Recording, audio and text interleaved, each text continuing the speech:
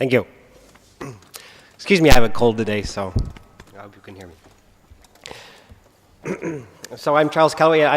I work at Trento Rise, which is a new organization, but we work closely with what has been known as IRST or FBK in Trento, which has a long history of working on EU projects and local projects and Italian projects, usually associated with cultural heritage. So they usually take place in Greece or at museums, local museums, etc. And we often apply artificial intelligence techniques to improving the museum visits and improving the types of museum guides that are available so that they take more advantage of the computational infrastructure such as smartphones and other devices.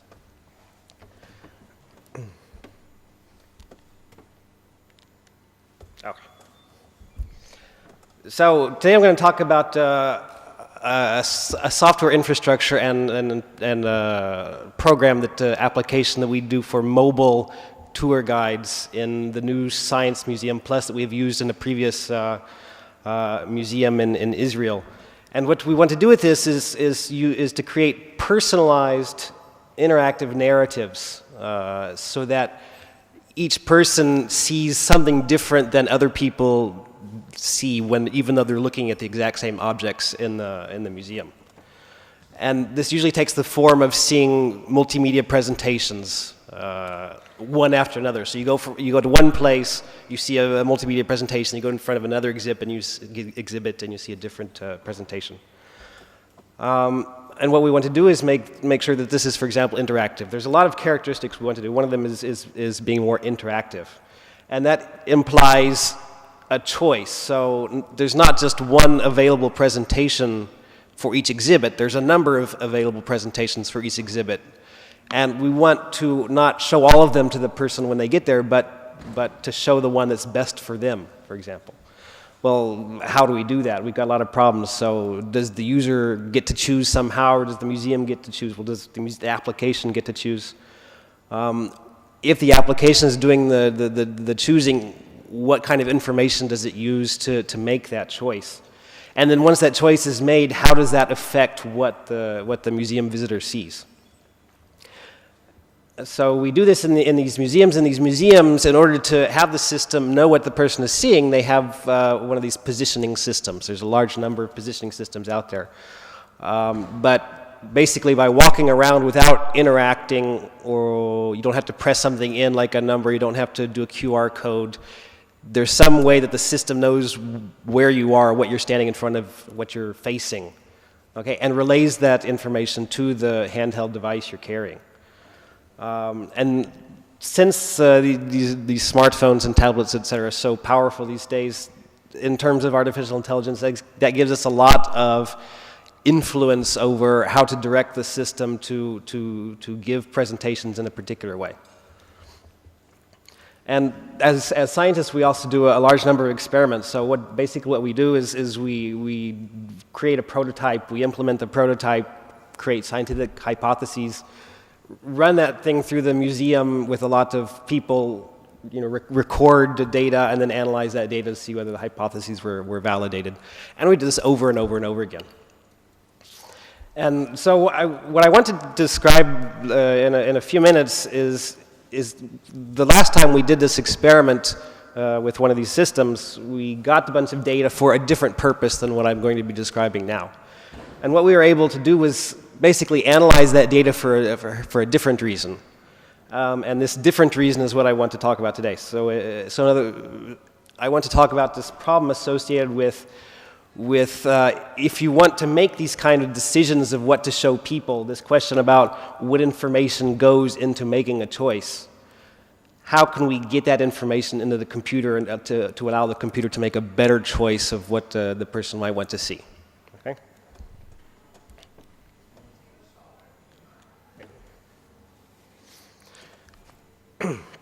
Right. So a lot of museums use devices especially for audio guides. And of course, everybody knows that this mobile technology that's coming along is going to change a lot of things. Well, how is it going to do that? Well, obviously, a lot of the first things that are going to happen is that they're going to be copies of things like web applications, for example. What we already know about is going to be duplicated on the computer.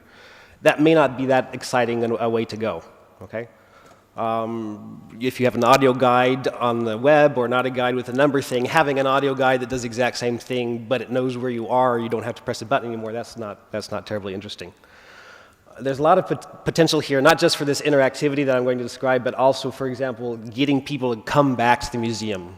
Because having gone through this experience, they know the next time they come back, they will see a different set of presentations, even though they're looking at the same things. Okay, so interactive narrative is one thing that we can use on these mobile devices. And what we want to do is give visitors not this information like this object was made in such and such a year by such and such an artist, to regurgitate information, even though you could in some way connect that to some other object made by the same person. Instead, we want to give them stories. So for example, if it's an archaeological museum, we might want to create dramatic characters. For example, the people who were there when the object was in use, the person who actually made it, or the person who used it.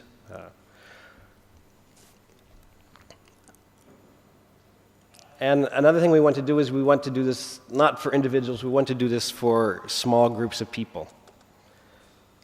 So this is a very large change, because once different people see presentations, they're going to want to do something about it. For example, talk. Okay, it turns out we can make use of these kind of things, the reactions of people, how they behave to what our presentations are. We can use that to drive the change, to drive the selection of what we show the person next. And what we've actually shown is that if we do these kinds of changes, this experiment I mentioned before, people do change their behavior in interesting ways. Okay, and I'll just briefly mention that a bit later. Okay, what might lead people to having a more memorable experience? Well, how about if these presentations that they see are adapted to their own interests? That would be pretty interesting. You know, they would see stuff that they are interested in. And without having to type a number, they just walk around the museum and interesting stuff comes to them. Okay, well that would be nice. How do we know what their interests are? The first speaker here mentioned before about these kind of knowing what these models of knowing what people know about, for example via social networks. But we want to somehow get these people coming into a tour and have them run through this presentation, and we don't want to bother them too much. We don't want to, for example, explicitly ask them to find out what do you like? Do you like paintings? You know, do you like paintings by Renaissance people? There's thousands of questions you could ask, and the people aren't going to sit there for that much time. They're going to allow you to ask maybe 2 or 3 questions, and then say, "Get out of my way." So the problem is if you ask them during the tour, well, the tour is over by the time you know what they like, so you can't really use that information to drive these changes or make these choices during the first half of the tour. So what is another way we can do this? How can we learn information early on during the tour, as soon as possible, to use that information to make these interactive, adaptive changes in the presentations? Since we're in an instrumented museum and the people have to have these smartphones and tablets in order to see the presentations, let's take advantage of all that information that's being generated even at the very moment they start using the system. So as soon as they get it from the person at the museum and put it on, that information is already available. Okay? So can we use that data the questions now are, can we use that data that's coming in to infer what people are interested in, and can we do it quickly enough so that we can actually use it throughout the entire tour? Okay, well, what do we get? Well, these sensors basically allow you to detect where a person is. Basically, if you look at it from the top-down map view, an X, Y coordinate of where the people are in the museum, and you already know the X and Y coordinates of all of the objects, for example, in the museum. So it allows you to put this person as a dot on a map, for example, and know where it is, know whether you're close to some object, and you already know about that object because you know everything about the museum. But also, since we're doing this as a group, we know whether a person is close to another person within that same group. So imagine a group of size 4. Well, maybe 2 of them are next to each other and the other 2 are next to each other, but there's a distance between them. We can tell what? We can tell that there are 2 subgroups within that group of 4 people, that 2 are close and the other 2 are close, but they're separated. If we look at that information over time, we can tell group cohesion. We can infer characteristics about the group. How often do they stay together over time? Okay, are they the type of people who love each other and never separate, or are they independent and they like to split up? We can also look at interesting social dynamics from this kind of thing. So for example, if one person, just by looking at this spatial data, x, y, in a plane, over time, we can determine, for example, whether some people are socially dominant over other people, for example, a parent over a child. It would be also interesting to know if we could determine psychological things, for example, extroversion, introversion. So for example, you might say a person who talks more is more extroverted. Well, these sensor systems have microphones. We can actually tell who is talking and how often. Often these systems have directed microphones. So for example, you wear something with the microphone pointed up. So even though 2 people are standing one next to another, I can tell which person is talking and when the other person is talking. Okay? And that leads to a bunch of interesting things. You might also look at gestures and body language. I wouldn't recommend it at the moment because that's very computationally expensive. Where people are looking at whether they're turning their head a lot, that's also very computationally expensive right now. And conversation, whether people are talking, okay, which are 2 different things. One is, are they talking or are they not talking? And the other is what they're talking about. And the technology for what they're talking about is still not there yet. So actually in experiments we've been doing, we look at whether they're talking or not every half second, something like that. Okay? So there's a lot of problems. Maybe y'all aren't interested in these types of problems. So these sensors don't measure perfectly. For example, they may be off a bit, or they may not measure quickly often enough. Like, for example, measuring every 10 seconds is not often enough, at least for our applications, because it may be good enough for a person with an object, but it's not good enough for a person next to a person. People move around too quickly for 10 seconds to be good enough. You might, if you want, use things like Connect or We to measure these things.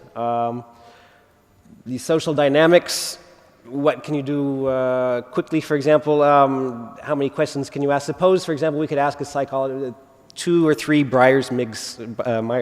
Myers-Briggs psychology questions. Then that would give us a little bit of information. Okay? And if you combine that information with the sensor data, the hypothesis that we're going to be studying next is that you can use that to infer a lot of interest data. Okay, and I already mentioned the conversation. And also you can determine dialogue. So for example, if person A talks, then person B talks, and person A talks, and person B talks. Even if you don't know the content of that of what the people are saying, you can still infer that there's some kind of conversation. Oops, I'm on the wrong slide. I forgot, sorry.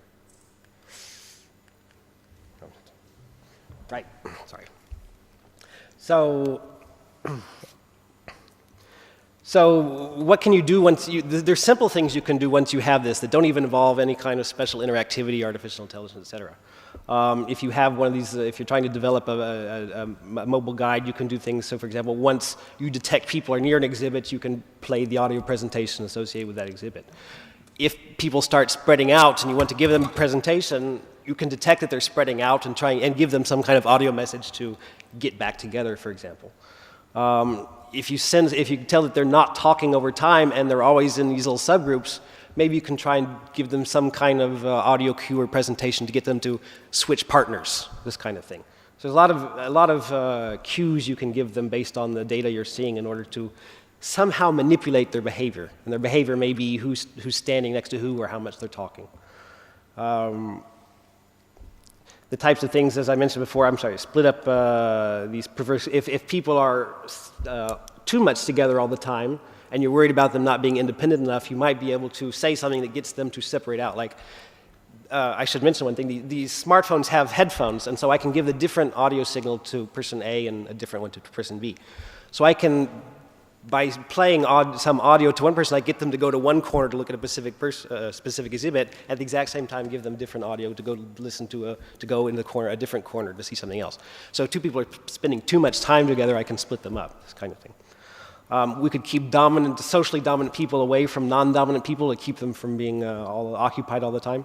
We can see who's talking most and put them together with people who are talking least. All this types of stuff. Okay.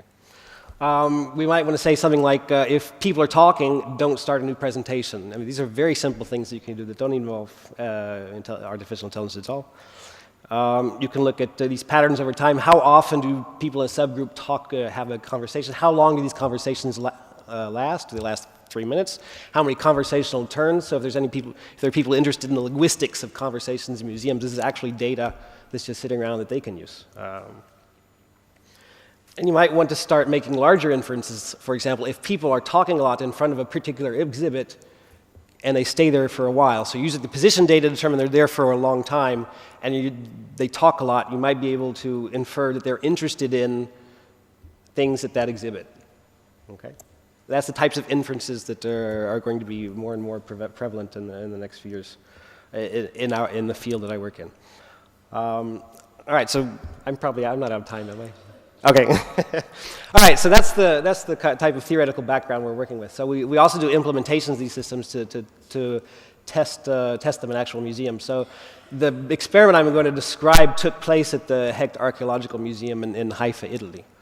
And that museum is instrumented for knowing where the position of all the people are, what direction they're facing, because these devices have compasses.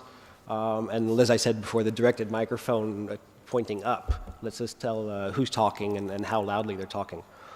The smartphones have our software in them to give whatever kind of presentation we want. So basically we can just say, put in a new algorithm which processes the incoming data and selects presentations or pieces of presentations and sequences them and gives you a presentation. So for example, if you arrive at an exhibit, if we use the data before you arrive to choose a presentation, and the pieces of that presentation may last, for example, 1.5 minutes, and then that drama is over, and you can go on to the next thing.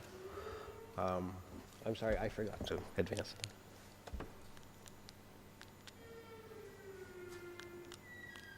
Do I have to do something special? I'm stuck. Okay, I'll just keep going. So we had this instrument museum, we had the software for delivering these presentations to all these people. What we didn't have were these interactive dramas, and we aren't very good at writing dramas. We are not dramaturgists. So we actually got the drama department at the University of Haifa right next door to the museum. That was quite lucky to produce audio dramas for us. And at the end of a collaboration, we determined that these things that are similar to radio dramas were the best. So these type of radio dramas from the 1930s worked really well.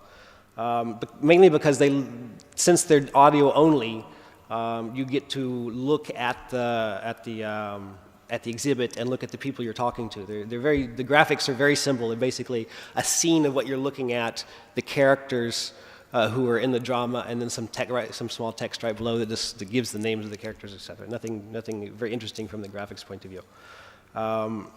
They had paid voice actors recite the scripts. There was audio post-production to add music and sound effects, etc. And we even used things like red theater curtains that opened and closed at the beginning and end of each drama in order to make it look as much as possible like a drama.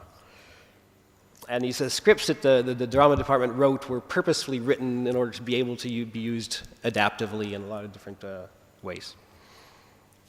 Okay, and then we conducted an experiment to test whether adaptivity worked in this situation.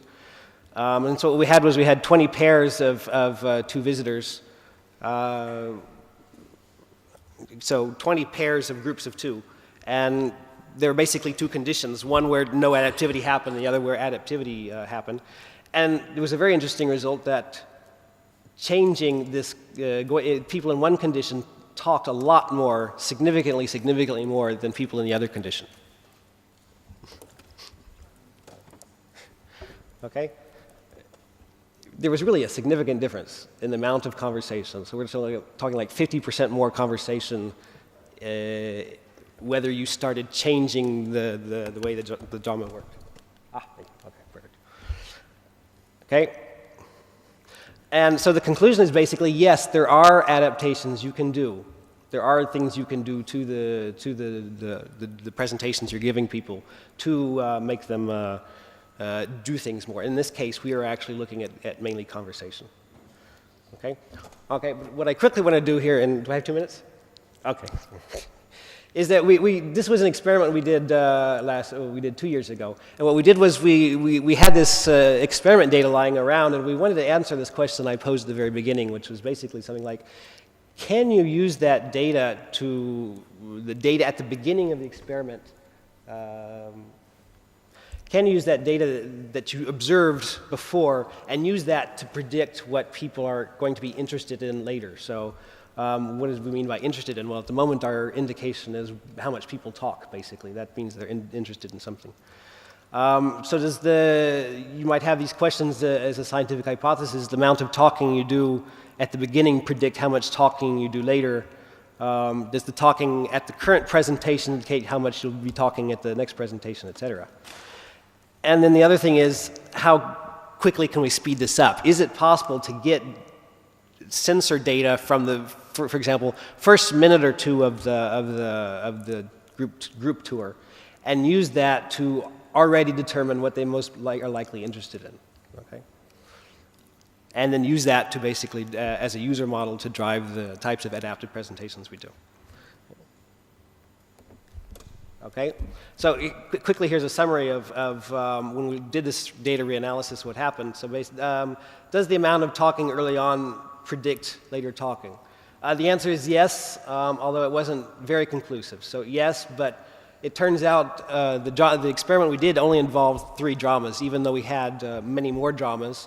The experiment only looked at 3 dramas. So this is an actual recommendation for the next experiment we do, for example, is to do longer tours so that people get to hear more. Does talking at presentation A predict how much people will be talking at presentation B? Yes, and strongly. There's a very high degree of correlation. Does talking during a presentation predict talking during a presentation while the presentation is still going on, predict how much talking you'll do immediately after it stops? It turned out to be no, and this was an interesting question for us. And so we had some hypotheses after looking at the data, why not after listening to the recorded conversations. It could be that what people would have said after the drama stopped, they said before while the drama is actually still going on. So they talked during the drama instead of after the drama, which is what we would expect. It could be that people think before they talk, basically. So what they're talking about is not in real time with what they're hearing. It could also be, for example, that they happen to notice something at the exhibit after hearing about it, which drew their eye, and then decided to talk with it about their partner. Okay. There could be a large number of reasons, and this is the type of thing that we'll be exploring in our next presentations. Okay, and then as a final slide, it turns out that I'm sorry. This graph here is looking at 3 different dramas, 1, 2, and 3. This before is actually during the conversation. This is during the drama itself. And the color of the degree of darkness of these lines corresponds to the degree of correlation between the talking. And so it turns out, as I mentioned before, yes, we can predict how much you'll be talking. We can even create mathematical formulas for how much you'll talk. So if you can tell me something like this group of 3 people talked for 30 seconds at this presentation, I can tell you something like that. Okay, well, at the next presentation, they're going to talk for 45 seconds, this kind of thing. Okay? That's it.